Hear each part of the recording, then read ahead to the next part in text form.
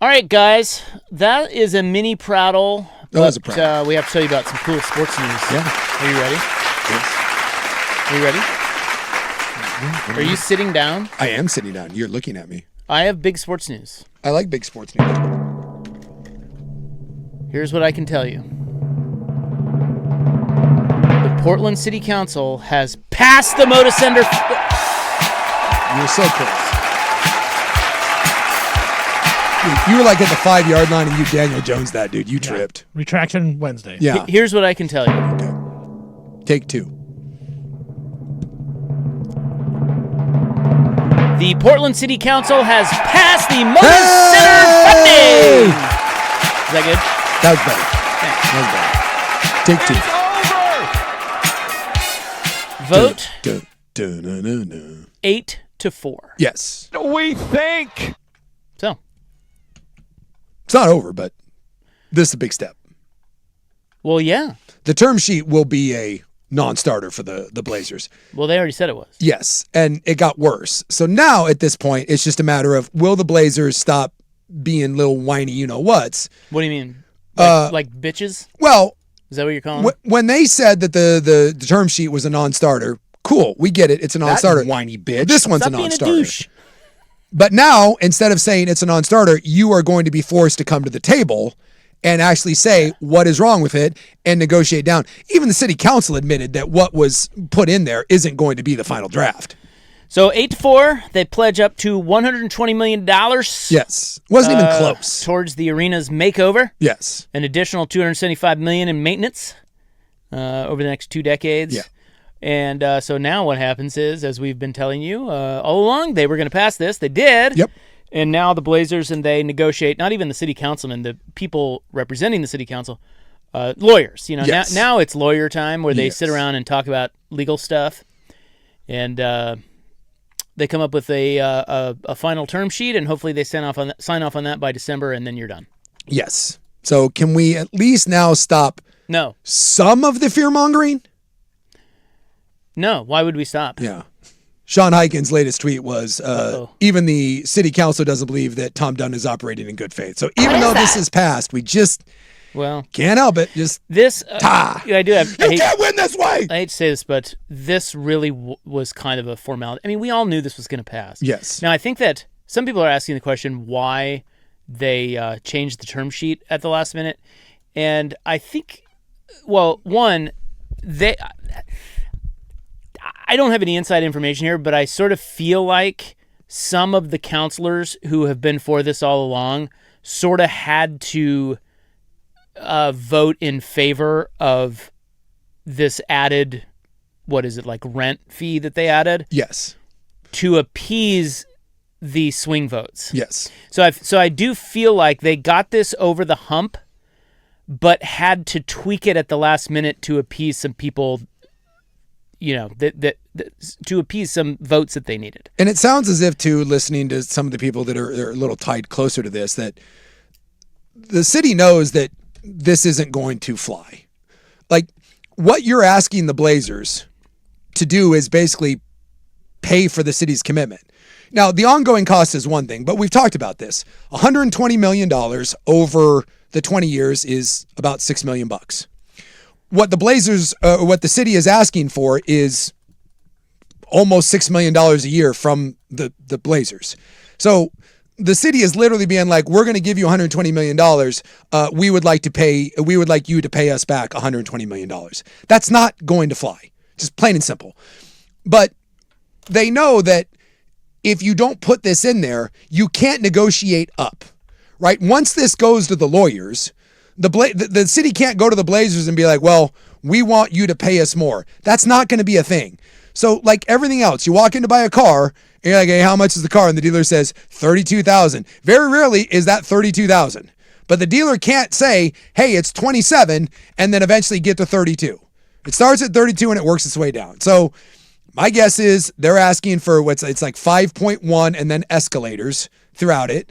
My guess is this thing will get settled somewhere around 2.5 or 3, and that's going to be the negotiation piece, because there's no way that the Blazers are going to agree to the city giving them roughly $6 million a year and then have the Blazers give them back $5 to $7 million. That's just not, like, in no world does that make any sort of financial sense. So 8-4 is good. Yes. They knew they needed to get this passed. They needed to get it over the finish line. They did. And like you said, there is certainly an element here of they know it's non-binding. So it's like just throw it out pass something. Yes. But they also 8-4. That makes it also look better to the league. Yeah. That they're a little bit more aligned. They were on board. Somebody else said Candace Avalos, or the texters are saying Candace Avalos, who we had on the show, she actually voted no, which, she has every right to Absolutely. do. It's just she was outvoted, so it doesn't matter.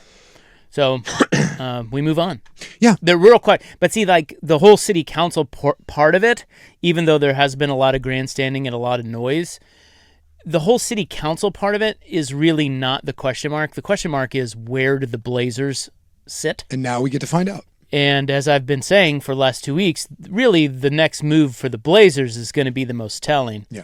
And we've kind of seen a glimpse into that, and that Quick had it that they had a meeting and the architect was there, and so they are negotiating. So it's looking good that the Blazers are ready to move forward. Mm-hmm.